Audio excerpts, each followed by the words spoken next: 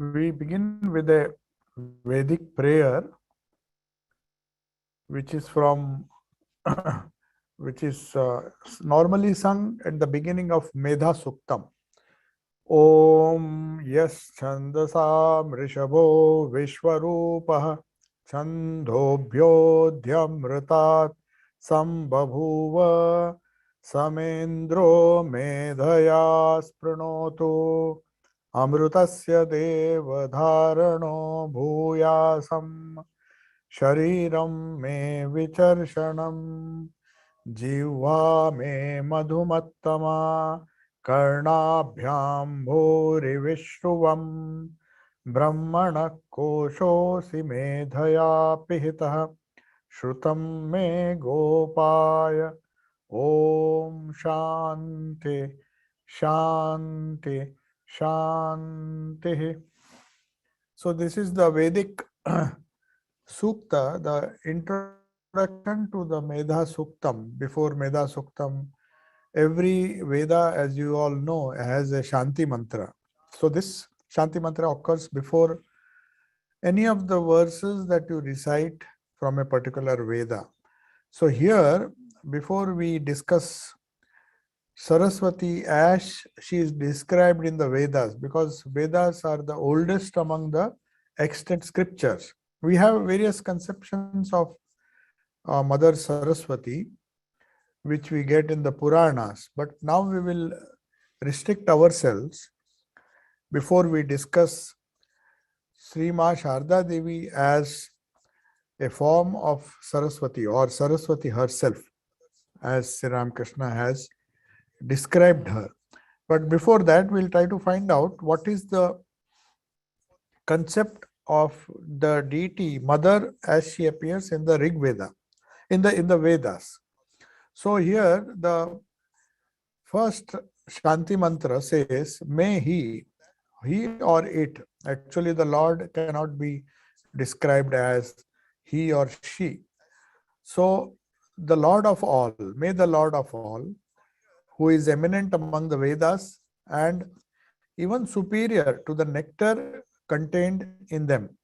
Now, nectar is the essence of the Vedas. When you say nectar, it means if the essence of anything is known as the nectar. So that is actually described as Medha. In us, there is a lot of things that we should know. Knowledge is of various kinds. We have gross knowledge, we have knowledge of the world, the secular knowledge. But the knowledge that gives us spiritual knowledge is the highest knowledge. So that has been compared to the nectar. That is the essence of Vedas. So essence of Vedas is what is being described here. So that is why here the verse says, his verse is praying to the Lord of all, that is Vedas, the universal Lord, the all-pervading Lord, and preeminent among the Vedas, and who is superior to the nectar contained in them. So he is the essence of the essences. May I be adorned with the knowledge of Brahman. What kind of knowledge do I seek from these Vedic ritas or the Vedic verses? I seek the knowledge of Brahman. So may I be adorned with the knowledge of Brahman that leads to immortality. Amrutasya deha dharanam bhuyasam means, may I not only get immortality, but I need to attain to this immortality. My body should become very strong. That is normally a prayer which we recite even before we sit for meditation. Everybody is advised to first, even before one sits for meditation, one hopes and one prays to the Lord to make the body strong and vigorous. Because only in a strong body and a strong mind can the Atman be realized or the Brahman be realized. The real essence of the Vedas can be realized. That is the need for, that is why, though it is a gross thing, but since body is a vehicle for getting the highest knowledge or realizing God, that is why we have to pray, not for any selfish purposes, to have a strong body to harm others, but May my body become strong and vigorous. Shariram me vicharshanam means let my body be strong. May my body become strong and vigorous so that I can practice meditation. That is an important point to be noted. May my tongue always utter delightful words. Of course, I can use the tongue in any way, but the best use of the tongue would be to say delightful words. Jiva me madhumattama means let jiva means tongue. So let my word be full of madhu. Madhu means honey. May my words be always be delightful, full of delight. May I hear much with my ears. Karna bhyam bhuri vishram. Not much. May I listen to good things from all sides. Let me filter all the evil thoughts and the evil gossip, and only the good thoughts. Let my ears hear only that which is useful and that which is good. So let me speak that which is good. Madhu mattam uttama. So some which that which is wonderful or that which is delightful, only those words let me utter. And moreover, let my body be strong and vigorous. Shariram me vicharshanam. Then Brahmana koshosi medaya pihita. Now, why is the body so important? Why is the mind so important? We have to transcend it, but to do that, we require a strong body. So that is why the Brahman, the body is considered to be the kosha, the scabbard of Brahman. Scabbard in the sense when there is a sword. To protect the sword, we need a scabbard or something which holds the sword. So you are the kosha, you are the covering, as it were, of Brahman, who is hidden. So though the Brahman is hidden inside, I have to very carefully discover him or realize him or try to uh, reveal that Brahman who is hidden. How is he hidden? If he is hidden under some dirt, it is not good. So you are a very precious commodity for me, precious scabbard, where I have to extract Brahman out of it. So because of that, because if it is tainted, if then it says Shrutam me gopaya, may I never forget all that I've learned. And let that scabbard, that is the body and the mind which is covering the Brahman, let it be pure, because it should not be tainted. If it is tainted, then the sword will get damaged. We need a very strong scabbard, a cover, something which holds the sword. And that sword, if it is compared to Brahman, that has to be protected. So only for protection of the wonderful Vedic wisdom, the nectar which I get from the Vedas, the Vedic knowledge. After having got that knowledge, the final prayer is before saying Om Shanti Shanti Shanti. This is one of the Shanti mantras. They say Shrutam me Gopaya, means may I never forget all that I have learned. Shrutam, that which is heard by me, may I not forget. I may hear wonderful things about Brahman, wonderful things about Vedanta and all the truths contained in the Vedas, which is like a nectar. I may have that nectar, but if I don't digest it and if I forget it, then it's of no use. So all this prayer covers everything. And now we come to Saraswati, who is the giver of knowledge. Saraswati is also known as Sarada. Sara means essence. So here Medha is the essence of all knowledge. That is how it is to be translated. That is the indirect translation of what Medha. The goddess of intellect is known as Medha Devi. Medha Devi is Saraswati, one who gives us right knowledge, not any knowledge. The knowledge that we can get if there is no worldly taint. If the scabbard is nice, the sword is preserved. So, Om, now we come to the proper Saraswati Sukta, as it is known from the Vedas, where the chanting goes like this: Om Medha Devi Jushamana Na Agad Vishwachi Bhadra Sumanasya Mana. What does it mean? Let the goddess of intellect come here. Come means come to me. with happiness, with lot of Jushamana, Medha Devi Jushamana na Agad. She is everywhere and has a happy Vishwachi. She is everywhere, but she has a happy frame of mind. Bhadra, that is why she says Bhadra Sumanasya Manaha. That means let the goddess of intellect who is known as Medha Devi come to me with all happiness, with all joy, not grudgingly. Let her come with all joy to bless me. She is everywhere. She is all pervading, and also she has a happy frame of mind. So this sets the tone for meditation. Whenever we sit for meditation, we are advised by our guru, that you have to first think of your body as strong and mind as strong, because only in a strong mind we can meditate on the divine within, and we have to be in a happy frame of mind. So Medha Devi is a Devi who is Saraswati, and she has a happy frame of mind, and since she is all pervading, let her come to me with all the happiness that she can bring with her. May we, who were grief stricken before she came, Tvaya jushta nudamana na duruktan na brihat vadema vidate suvira. What is the meaning of this verse? We were, because we were not pure enough. We were gross in our approach to life. We were identifying ourselves with the gross. A lot of sorrow has come to us. That is why we are grief stricken. This prayer is to remove the grief. So the goal of life, as we discussed yesterday, Atyantika Dukkha Nivrutti and Paramasukha Prapti. So first we invoke the mother who is the source of all happiness. And what does she do when she finally listens to our prayers and establishes herself? When the divine establishes itself within our heart, what happens? She comes in the form of Medha Devi, and we who are grief stricken.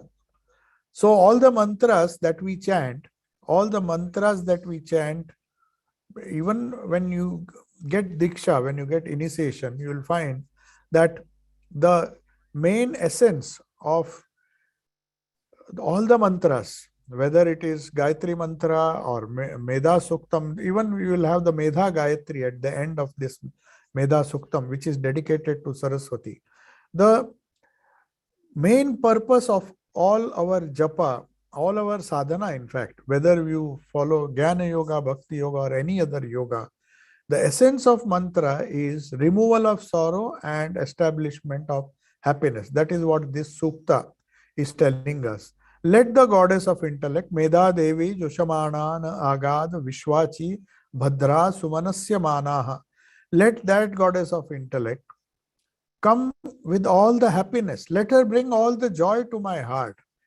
And she is everywhere. She is always in a happy frame of mind. Wherever there is happiness, we have Saraswati. So Saraswati herself brings along with her all the happiness to our intellect. But to which intellect? May we who were grief stricken in the beginning, before she came, we were grief stricken because we were having avidya or wrong knowledge. So she comes in the form of right knowledge. And before she came, we were grief stricken. And then we become intelligent. Let us become intelligent. Means let us have medha and know the ultimate. That is the only only way we can remove all the grief. So the essence of all mantras is Atyantika Dukkha Nivrutti. All types of sorrows, physical sorrows, mental sorrows, causal sorrows because of our old samskaras, everything has to be destroyed. And that is why the meaning of most of the bija mantras that we have, for example, Saraswati, we have this Aim. We say Om Aim Sarvadeva Devi Sarupaya Sri Ramakrishnaya Namaha. So there are these bijas. What does the bija do? The bija helps you to remove sorrow. That is the first part. So whenever Medha Devi comes, whenever Saraswati comes, and or any divine form, when we establish the divine form in the art, in our hearts, then the first thing that is done which is the purpose of uttering the bija, is to remove all the sorrow. So all the sorrow which is there because of our ignorance, which is there in the heart, because of avidya, it gives rise to asmita, some kind of egoism. Then we have raga, dvesha, and abhinivesha, which we discussed in the yoga class. Uh, we have these five kleshas. Kleshas means pain-bearing obstructions. They are created by ourselves, by our wrong thinking, by our wrong avidya. That is, avidya is responsible. So we want vidya, we want knowledge. What kind of knowledge? The knowledge that Saraswati brings. And along with knowledge, she not only brings joy, but she removes sorrow. On one hand, she removes sorrow, and on other hand, she establishes joy. So that is what the Bija mantra, especially the Anuswara in the Bija, whether it is Aim, Kreem, Shreem, the Bindu is the last part of the Bija which removes all the sorrow. So joy doesn't come if the sorrow which we have, if the avidya is not removed. So that's why in Banaras, when Sri Ramakrishna went there, he suddenly saw a golden Varanasi, the Manikarnika Ghat, how Shiva gives mukti. Shiva first goes and cuts the bonds. So there, the Shakti, the reason why we worship Shakti is to remove all our sorrows. Only when that avidya goes with her grace. That is why when we pray to Thakur, we also pray to Ma, who is the Shakti, because she is the one who removes our sorrow. Once the sorrow goes, then the joy which is within reveals itself. So this wonderful Rigvedic mantra says that by your grace, may we who were grief-stricken before she came, become greatly intelligent. Let our mind become really intelligent, not to earn money or not to do things of the world. That is not the intelligence which is being spoken of here. Here, Medha is also used in Hindi and other Indian languages. That a person, oh, he is very Medhavi, means he is very intelligent, he is very shrewd, he is very cunning. It is used in a limited sense also, but that is not Medha. That is just some kind of uh, uh, manipulation, some kind of intellectual skill which helps us in the world, no doubt, but it does not remove our sorrow. Medha really means that knowledge which removes the sorrow. And that is what Saraswati gives us. So she gives us the idea of Lakshmi also. When we think Lakshmi brings us wealth, what kind of wealth? We never ask this question. What is the wealth that we should seek? Does she simply give money? Because money does not always, it might give some kind of happiness, but it does not give eternal happiness. So like Lakshmi, who is one who, she is also known as Bhagya Lakshmi, one who uh, removes all the sorrows which we would have experienced. Our fate perhaps would have, we were destined to get some sorrows in our life, but she destroys that. That is why she is known as Lakshmi. Our fate is in her hand. So she is Bhagya Lakshmi. But unfortunately, we have confused that Bhagya with only wealth. He said, oh, Lakshmi is one who gives us wealth. That's a very gross interpretation of Lakshmi. So also Saraswati, we worship her. We worship her for lower knowledge also. There's nothing wrong in that. We want intellectual knowledge, we want academic knowledge, we want musical knowledge. For example, the musicians, they always worship Saraswati before they learn music, because they want, that is also a kind of higher knowledge. But the real meaning of this verse is that knowledge which destroys your sorrow. That is why Saraswati Suktam gives a very clear picture of who Saraswati is and why Ma Sharada is like Saraswati. That we'll see in the second part of the talk. Next, let us just take one more verse. There are many verses in this Medha Suktam. We will not discuss all.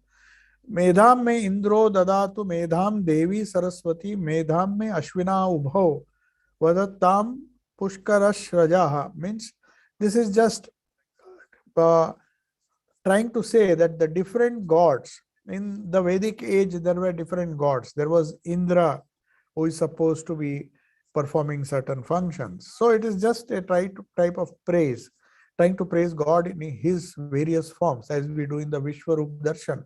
Sri Krishna is one, but his forms are wonderful, forms are there. So meditating on the different forms of the divine also gives us spiritual knowledge. So let Indra give me intelligence. Let Saraswati give me intelligence. Let Ashwini Kumaras are supposed to be the Gandharvas. Let them support my intelligence, for they wear the garland of lotuses. So these are different uh, types of deities or gods. Now, when we say Swaha, for example, Swaha is known in those days. The only god, the main god that was worshipped was Agni. And Agni is supposed to be, if Agni is masculine, Swaha is the wife of the fire god. Fire god is masculine and Swaha. That's why when we offer any flower or offer Ahuti, we say Swaha. That means we offer our respects to the Shakti behind the fire. If fire is Shiva, then the burning power is Shakti. So Swaha is supposed to be in when we utter the Vedic mantras, she is the wife or the spiritual consort of the fire god Agni. So when we give offerings to her, she gives it to fire and the fire gives it to all the devas. That is what the Vedic people believe. So that is why then finally Amam Meda Surabhi Vishwarupa Hiranyavarna Jagati Jaganmya Urjaswati Payasa Pinvamana Samam Meda Supratika Jushantam. That is the penultimate verse, and we will end with that. Intelligence is glorious in form. This Medha, Amam Medha Surabhi, she is glorious. Why is she glorious? Because she is like nectar. Madhu, Medha means it is compared to a nectar, the Amruta. Intelligence is golden. Why is it golden? Because it shines, it reveals, removes all darkness of sorrow. It reveals, it removes all the sorrows. The darkness is compared to sorrow, and the golden light is compared to happiness. So happiness removes sorrow. This Medha Devi removes sorrow. Intelligence is powerful. This Medha is powerful. Urjaswati, Payasa, and it is sought after continuously. So let it come to me with love and favor me. So it's a kind of the seed of bhakti is here. We earnestly pray to the mother that you see there's so much sorrow in my life. I do not know how to handle it. You come with lot of love. So this is a wonderful prayer to Saraswati, who is also Ma Sarada, because Sarada word itself, it is not Sharada, it is Sarada Devi. Sara means essence. Da means in Sanskrit to give. One who gives the essence. So whether it is Medha or Sarada or Saraswati, it is the same thing. Saraswati means one who possesses that nectar of intelligence. Saraswati. Vati means one who possesses. So she is the Shakti who gives us the right kind of intelligence.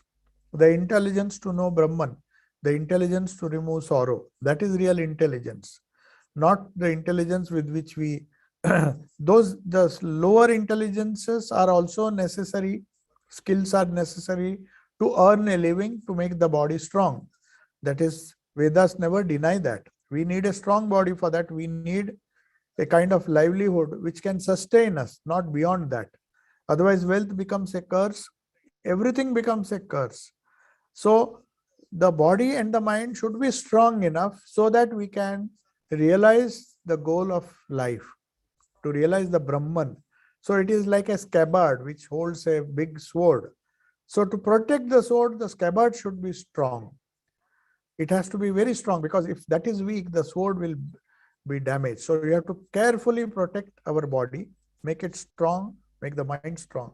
That is the idea, and that is the essence of this Saraswati Sukta. And then we finally come to the Gayatri of Saraswati. So Om Hamsa Hamsaya Vidmahe Paramahamsaya Dhimahi Tanno Hansa Prachodayata. So this great seer, it comes at the end of this Meda Suktam, the great seer who is like a Hamsa. Hamsa, that is why Sri Ramakrishna is known as Paramahamsa. So that great seer whom we can attain by the grace of Saraswati or the grace of Holy Mother, we can realize that Paramahamsa. Om Hamsa Hamsaya Vidmaya. I pray to that Vidmahe, like we say, the Gayatri mantra also, it is there. Om Bhargo Devasya Dhimahi Dhiyo Yona Prachodayata. So that is also, I worship that great seer who is known as Hamsa, the Paramahamsa, and is proclaimed as Paramahamsaya Dhimahi. Here the word may refer to Soham. In that context, that Soham means I am that Hamsa, my Hamsa. If we meditate on the Paramahamsa within, then Hamsa is normally used to represent the individual soul, our Jiva. But it is not a Paramahamsa. Paramahamsa is one who is seated within. So you can imagine the deity on whom you meditate, whether it is Krishna, Rama, or Ramakrishna himself, everybody is supposed to be that Paramahamsa, that supreme self. And the individual self is known as a Hamsa. So Hamsa has to merge in that Paramahamsa, and I worship that Paramahamsa. Hamsa Hamsaya Vidmahe Paramahamsaya Dhimahi. I worship that in my heart so that I realize the goal of my life. Now we come to Sri Ramakrishna, how Sri Ma Sarada Devi can be compared to Saraswati. Let us first come to Sri Ramakrishna's own declaration. Sri Ramakrishna once said of Holy Mother, as she is Sarada, as I told you, Sarada. Sara means essence, Da means one who gives the essential knowledge. So one who gives essential knowledge which enables us to transform ourselves and live in this life in a perfect way, that is known as Sarada. So she gives us the essential knowledge. Of course, she helps us to learn physics, chemistry, mathematics, and other subjects. But they are partial knowledge. They are not complete or essential knowledge. They are bits of knowledge, gross knowledge, which helps us to build a strong body and mind. Beyond that, it has no utility. If there is excess of that, then the spiritual knowledge suffers. So that is why we have to pray for a strong body and mind, so that we can realize this essential knowledge within. So she has come to impart knowledge. Now, Sri Ramakrishna, these are Sri Ramakrishna's words from the Gospel, which are quoted from the Great Master. She is Sarada, which means Saraswati. Thakur is himself telling us. She is Sarada, Sara, one who gives essential knowledge. She is Saraswati. She has come to impart knowledge. She has descended by covering up her beauty this time. Saraswati is often in the Puranic Saraswati. Of course, the Vedic Saraswati, we have no description of that Vedic Saraswati. Some people say the river, the biggest river in India in those days, river Saraswati, which was even bigger than, of course, it dried in a particular age. But that was the cradle of our Vedic civilization. So this Saraswati was so vast, and they compared this Devi Saraswati, one who gives knowledge, to that river of knowledge which is constantly flowing. It never empties. It always empties into the ocean, takes you to the ocean, and the flow is always strong. So that is how Saras means that which flows, So literally, Saraswati means the flow of knowledge, which should not stop. That huge river Saraswati, which once upon a time was the cradle, all the rishis lived on the banks of Saraswati. So that is why they called that river so vast that it was compared to the river of knowledge. Later on, she became a deity. Then we created a vahana for her, a veena in her hand. That is a Puranic conception of Saraswati. So, but she is very beautiful to look at. She is that goddess as she is depicted in the Puranas. But Sri Ramakrishna says she has covered her physical beauty this time, so that unregenerate people should come to grief by looking at her with impure eyes. So there is a tendency to see the beauty in the gross without seeing the beauty in the subtle. So people get engrossed by the gross so much because our minds are gross. So by mistake, if the beauty is external beauty, even Sri Krishna, they say, had a wonderful uh, physique. He had a beautiful body, and a lot of people used to watch in the village Kamar Pukur. So Thakur prayed to the Divine Mother, please remove my physical beauty. Please see that people are not attracted by my physical beauty, but rather see the spiritual beauty within. So that is why Holy Mother, Swami, these are Thakur's words, Sri Krishna's words, so that people don't come. Uh, she has decided so that impure people do not look at her. Unregenerate people should come to grief by looking at her with impure eyes. Another occasion, Sri Krishna says in the Gospel, she is the imparter or communicator of knowledge. Sarada, one who gives knowledge. She is full of the rarest wisdom. Is she of common run? She is my Shakti, my power. And to his, Sri Krishna added, my dear, her name is Sarada, which means Saraswati. That is why she likes to put on ornaments, because Saraswati, as we see her as a Puranic goddess, she is fully decked with ornaments. And that is why, though she did not want it, Sri Krishna made a beautiful two golden bangles with whatever little savings he had. He never spent or saved money for himself. But out of respect of Ma Sarada, whom he used to consider as Saraswati herself, he at least made two wonderful bangles which he gave it to her, because he was very sorry when Ma Sarada, when she was a small girl, when they had to borrow, they were so poor that they had to borrow the ornaments from their neighbors. And the young Sarada, who was, I think, very young at that time, maybe 6 or 7 years old, a young girl, she was decked with these beautiful ornaments, and she liked it so much, that innocent child, that at night, when after the marriage, the ornaments which were rented, which were taken from somebody else, had to be returned. But the poor girl thought that innocent girl, Sarada, the young Sarada, thought these are my ornaments. So the mother of Sri Krishna, Chandramani Devi, she felt so sad. This child is sleeping with all her ornaments. Now, if we remove it, however careful, we may wake her up and she'll be upset. So Thakur said, don't worry, these things are not ours, we have to return it. And very slowly he removed all the ornaments without Sarada, the baby, the girl Sarada, knowing what is happening. And morning, it seems when she got up seeing the ornaments missing, she started crying.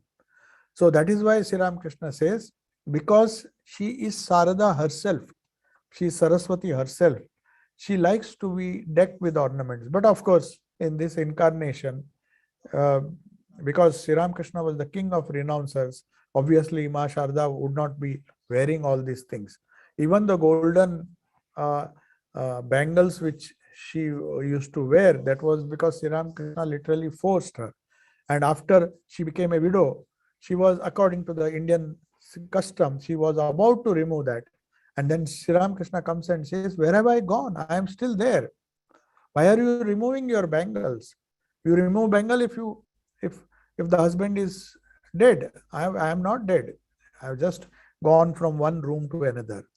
So that is why Swami Gambiranji, trying to explain this incident. How can it be that mother loves ornaments? What is there any worldly connotation to this? The wisdom that Sri Krishna spoke of, that she has come to give wisdom, not the wisdom of mathematics or chemistry or physics or any secular subject. She spoke the wisdom that Sri Krishna spoke of, Gambiranji writes, is nothing but flowering of the mind.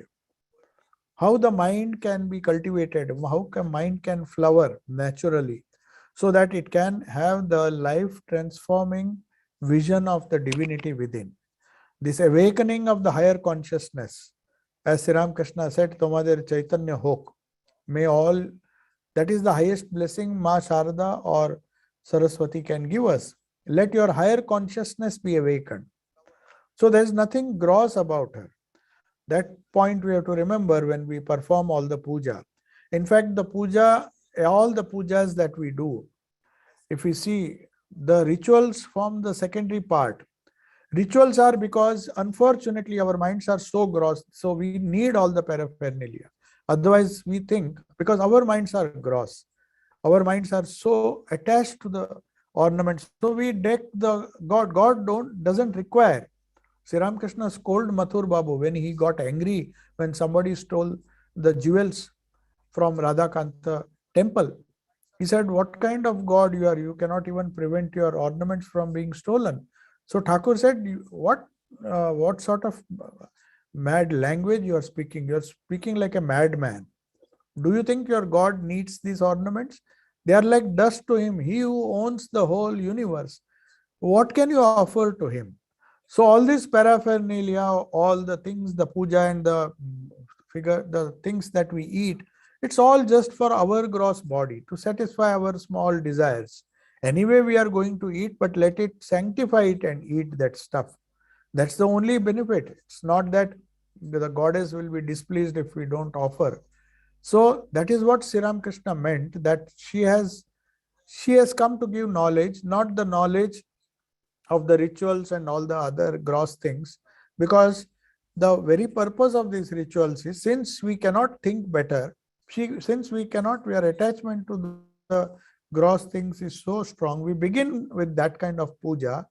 And if you see the puja properly, when you, as you go on doing the puja, if you do it really with the basic idea in mind, finally you have to internalize the deity and throw away the external. That is the idea behind Visarjan.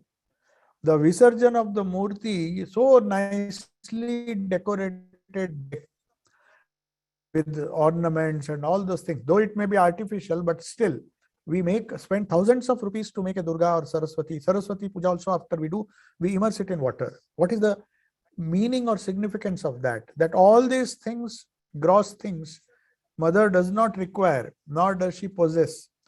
She will just drown everything in the water like we do Visarjan. It's a grim reminder to ourselves that all the things that we think will make us happy will be snatched away from us today or tomorrow.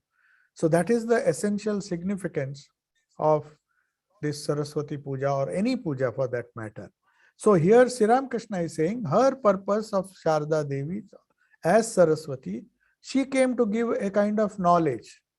A knowledge that does not enable you to become a rich person or a skilled person. You might get that knowledge as a byproduct, but that is not the essence. Sara means essence. She has come only to give the essence. If we understand it, then we have understood the mother, we have understood the concept of Saraswati properly. So in that sense, Gamiranji says, to us, the mother is full of unquestioning affection. She will help us. Definitely, she will help us in the gross. Otherwise, what's the fun? Because there is a lot of sorrow in the gross. Because of our wrong thinking, because of our avidya, we have had a lot of problems in our life. So she comes to remove that sorrow, no doubt. But the wisdom that she gives is not something which will bring more sorrow. If Lakshmi comes and gives us more wealth, then she is defeating the very purpose of her being Lakshmi. She is coming to give us that real wealth, which is spirituality. And in the process, she just comes to tell that the main cause of sorrow are these gross things. If you give it up, then you will get the Sara, essence. So we have to remove the external elements of religion. Vedas also, Upanishads aim to do that. They start with all these gross things. We offer so many things to the mother, and finally we immerse her in water, just to show that what we worshipped was not the image, however beautiful it may be. Otherwise, Mathur Babu was so sad. He said, Thakur, how can I immerse Durga? I have because very gross. He said, this beautiful image with so much of love and emotion I have worshipped, and how can I immerse it? That is the rule, you have to immerse it, however much you like that image. But then Thakur said, where will mother go? In fact, she will be nearer to you. Now she is outside in a gross form. But when you immerse her, she comes and stays in your heart. And that is the place where she should be. She is the essence. She is in her essence in your heart, not in the image, which is just something which you begin with, but don't end up with that image. That image has to be immersed in water. So many people, especially the other religions, they don't understand what is this sacrilege. You worship a god, goddess, or a god. Ganesh, Ganpati also we do Visarjan, and it is done with so much of fanfare. The problem is people don't understand why there is so much fanfare. That Visarjan, why does it give us joy? Because it shows that a day will come when we will throw the gross and take the essence. Ganpati will come and sit in our heart. Mother will come and sit in our heart. So she can give only the highest wisdom. These are Swami Gambiranji's interpretation in the beautiful biography he wrote. He says, the bestower of the highest wisdom, Sara, and the deity full of purity, glory, and supernatural power, she who removes all the problems and sorrows and then gives us eternal happiness.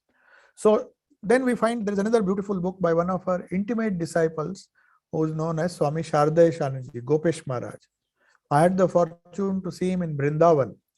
He is a very simple monk, a disciple of Holy Mother, who wrote that beautiful book, The Mother as I Saw Her, Maake Jemon Dekhechi.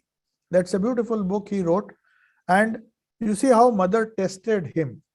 He wrote out of his memory all the reminiscences, and somehow that manuscript was lost by the press. And he never got upset. He says it is Mother's will. A book which he had written out of his own memory, that was lost. The manuscript was lost by the press people. Somehow they were careless and it was lost. So it's valuable, and in those days there was no Xerox or copying done. So he had to again write that book. So what we get is the second version, the second manuscript that he gave to the press, which he remembered. So in that book, Mother as I Saw Her, it's a very authentic book, because he was given the name Saradesananda specifically for this purpose, that he was so much devoted to Holy Mother and a disciple of Holy Mother, Gopesh Maharaj.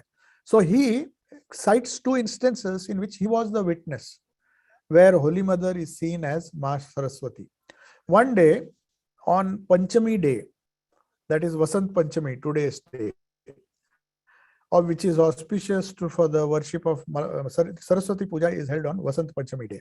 So a brahmachari of Belur Math sought permission.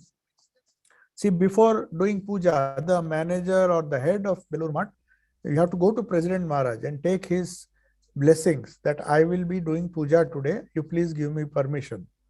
So before starting worship of the Saraswati in the image, he goes to Mahapurush Maharaj and says, please give me permission to worship Mother in the image. So then Mahapurush Maharaj suddenly went into a very deep emotional state and said, what?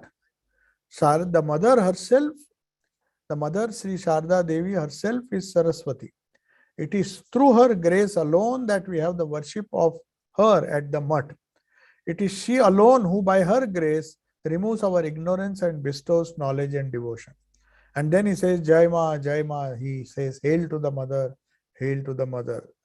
Saying this, he became very emotional, and Mahapurush Maharaj, with his voice surcharged with devotion, with folded hands, he directed his pranams to where mother was staying. Perhaps she was staying in Nilambar Babu. So when he said that, the hearts of everybody who were there, they melted with so much of emotion and devotion. He said, where are you going to worship her? This image is nothing. It is just an external. With her grace only, we can worship her, the essence, who is Sri Ma Sarada Devi. Saraswati herself is residing, and What are you doing by worshipping her in the image? Of course, the worship went on, but his point was to tell the brahmachari that the real worship is the worship of the living Saraswati, that is Ma Sarada. Then another beautiful incident is there where this happened when Holy Mother, who was often addressed, some of the devotees out of emotion, like Shibuda, her niece, he also sometimes used to get visions of Holy Mother. And he said he sometimes used to force her. Mami, and she used to address her and say that, who are you? Tell me, please tell me who you are. I know you are not. She says, who? I'm just your auntie. What else am I? Can you not see I'm just your auntie? Says, no, no, no, I will not go if you don't tell me who you really are. They say you are Mother Kali. They means that young boy, Shibu, he was very, very young. So he was very innocent. He says, they say you are Mother Kali. You tell me if it is really so. If you don't tell me, I'm not going to leave. She said, no, no, what is, I'm just your auntie, Shibu. Come, come, come. We are getting late. But he wanted an answer. See that young boy. He got the answer when she had to admit. So similarly, once he had a certain disciple's son. The name is not given. Maybe he's a monk or he may be a brahmachari. So he placed a white kunda.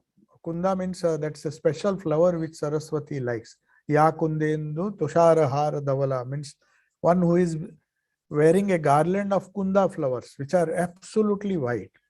So somehow that brahmachari or sannyasi, the disciple's son, took some flowers and placed the flowers at her feet, Holy Mother's feet.